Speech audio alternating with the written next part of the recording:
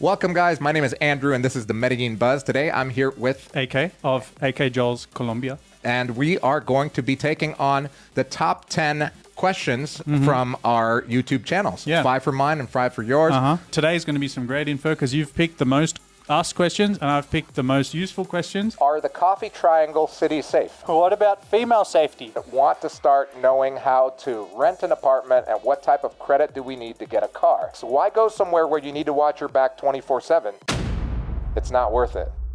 What about female safety? I'm Canadian, have blue eyes, and I'm quite tall. I lived in Ecuador for a while and lived in Bogota in the 90s as a child. Ecuador is not Colombia, and I'd be interested to hear about safety for female women. So safety for women in Medellin is safety for women anywhere in the world, including New York, San Diego, San Francisco. I think women just have a better sense of safety and a better sense of how they carry themselves and when to not go out alone, where not to walk alone, because they deal with this their whole lives, right? Since they're kids, hitting puberty and walking down the street and grown men hitting on them and looking at them all weird. You carry that over to Colombia and you're fine. I know many gringa friends and foreign friends from other countries that are females, including like Iranian friends, people from Persia. Your sister, too? Yeah, my sister's been down here and she moves on her own, but she knows. And she doesn't live here. She only comes to visit, for months at a time. But she knows how to move because it's the same thing that applies down where she's at in Southern California. Yeah. Where it's like if it's late at night, you take an Uber instead of trying to walk, a mile home. Yeah. Especially after a few drinks and you have a purse and you've got a cell phone. Places like the United States and stuff, it's not so much that you might get robbed, but you might get taken advantage of as a woman, physically assaulted, or even harassed just verbally, etc. So here you're avoiding a robbery by doing those things that you would do in your own home country to avoid being harassed, verbally assaulted, or physically assaulted. Are the Coffee Triangle cities safe? Yep. Manizales, Pereira, Armenia, thinking about getting residency. And I want you to kind of talk about safety compared to Medellin in those areas and what the difference is between those two areas. Okay, well, first of all, I never heard anyone getting drugged and robbed in those cities. Okay. There's not that many foreigners in those cities, so that the foreigner-targeted crime isn't as prevalent as it is in Medellin. Yeah. Honestly, I've never heard of anything bad happening in those cities, and it's because it moves at a different pace, not as many foreigners, it's slower, it's more relaxed. That's why you'd go to those cities. I mean, for me personally, too slow. But for many foreigners who like that, just hanging out, relaxing, bit cheaper, cost of living, those cities are beautiful. Right. The Coffee Triangle is definitely smaller, so it's obviously going to have less crime and less tourism, like foreign tourism. Like they're not getting 1.6 million foreigners a year. So there's not a lot of people trying to take advantage of that. Although it could be a little bit of like a tourist trap, but you're not going to be robbed or scoped there by a girl on Tinder because they just don't get the amounts, right? No, it's probably not worth it to set up a organized crime ring to target the 3 foreigners that go there. Yeah, exactly. Okay, the next question and that's my question for you. Oh, for me, right? Yeah. Okay. Her mum is from Colombia, but they grew up in the US, like you. Okay. And she's wondering, what is a good area for her mum to stay? Her mum hasn't been back to Colombia for 3 decades. Wow. Can you recommend a place to try out? For me, safety is a big concern. She has a disability, so I want to be sure she can be independent, but also safe in her surroundings. I think the best areas for someone that's older, obviously you're going to want to have an apartment building that has an elevator. And as far as safety is concerned, we all know that Envigado is probably the safest neighborhood in all of the metropolitan area. It's also very easy to get around in Envigado because it's particularly small. It's not a giant city. It's just a small, almost like a small neighborhood. There are little neighborhoods within Envigado. So depending on where you live, you'll be able to walk to the grocery store. You'll be able to walk to cafes, mini markets, even shopping, even going to the big mall called Viva Envigado. So I would suggest starting with Envigado. And if they don't like Envigado for some reason, maybe looking at Sabaneta. Even a lot of Colombians that have lived in Medellin for many years, they decide to move down there. I'm planning to move down to Medellin from New York with my husband. Want to start knowing how to rent an apartment and what type of credit do we need to get a car? I would say, first of all, ask yourself if you really want to drive here. Okay, yeah, that's a good question. It's more stress than it's worth it, in my opinion. Right. And in the second part of what credit do you need? I don't know. You tell me. Well, I mean, if you want to buy a car on credit here, yeah, you need Colombian credit. Okay, so same as a house. Yeah, just Same kind as of like buying in a house, yeah. So basically, you can't get it if you're foreigner, Yeah. unless you build up like 4 years of credit building it. Okay. Exactly. Okay. So, yeah. So what I've been looking into, by the way, Mike, to buy a car is to get into a lease program. Okay. Like with an option to buy. That's usually better because your monthly payment isn't going to be through the roof. It might be like $300 a month or something. Obviously, it's relative to what you have as budget, but let's say you could get a newer car for about 300 to maybe 500 on the high end for a car that's newer, like maybe 4 years old. Yeah. You could keep paying it, and then at the end of the year, you could say, okay, I want to upgrade, or you could say, no, I want to keep this one and have the option to buy through Like a lease. traditional financing, et cetera, in the future. So they have those programs here. That's not, a lot of people, even Colombians, don't know what leasing means here, but they do have lease options to buy here in Medellin. So why go somewhere where you need to watch your back 24/7? It's not worth it. Talking about Medellin. Do you have to watch your back 24/7? I don't know. Neither do I. Yeah. I don't understand the question. No one who's been here, and all of our friends and all the people you meet even at the bar, and they don't think that way. So it's, I don't know.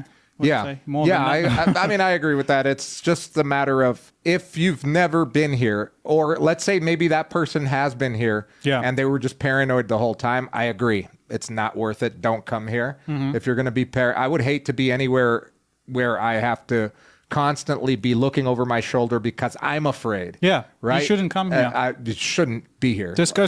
You know how many countries in the world? 200. Yeah. Like, for example, I'm vegan, and a lot of people have told me about going to India. Okay. But I have heard and watched videos on how dirty it is, how chaotic it is, how polluted it is, the disparity between the poor and the rich.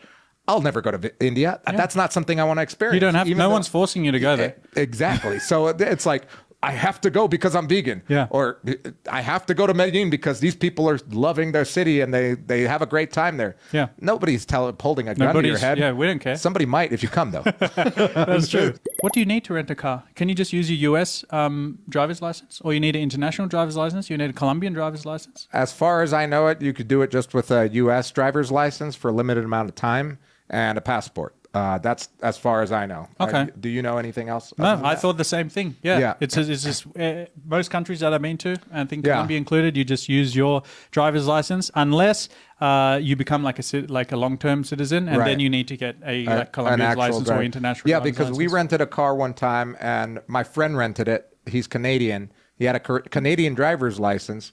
And we rented it for the whole weekend, and then we went all the way to we went to Manizales, and then came back. Okay, and so it's pretty easy to rent a car here. All right, I'm going to hit you up with another question. Where are these $200,000 penthouses in El Poblado? My wife and I are looking to invest, but the prices online are way higher than $200,000 in El Poblado. Genuinely interested to know. Ooh, yeah, I think that's low. That's a low budget. 200,000. We just got did some researching for our masterclass student, and we closed the deal with him, and he paid 400. Yeah, so double. And we looked. He started at 300. We looked, nothing. Yeah, well, nothing that he liked. Nothing that he liked. We did find. So you can find $300,000 apartment top floors with nice terrace and stuff. But if you're looking for something more modern, something newer, you're upwards to $400,000. You can find apartments for 100. Your apartments that you buy are about 100, about 150, but they're not penthouses. But Sung Hee-hun, he said penthouse. So 200,000. That's a low budget for a newer building maybe in not. El Poblado. Yeah, a penthouse in El Poblado is probably you're not going to find very many for. You might have to lift it to maybe 300 and 50 or 300, maybe bottom level, or just downgrade to like a 40-year-old building that's 6 stories high, and the penthouse is just the top floor, and there's no elevator. With no elevator. Literally, you can't find that. I can find that tomorrow. I know there's one right here, down the street. I'm not buying a penthouse which has no elevator though. That has no elevator. That refutes, or I guess defeats the purpose of having a penthouse. It's like, hey guys, come! I got the most pimped out penthouse. Yo, come over to my place. By the way, you got to walk 20 levels to get there. Your grandma's on the wheelchair. She can't come up. Sorry. Yeah, I don't. We got to lift her. I'm moving to Medellin next week, but not sure if I'm making a mistake. Am I leaving too many career options behind, moving away from the US?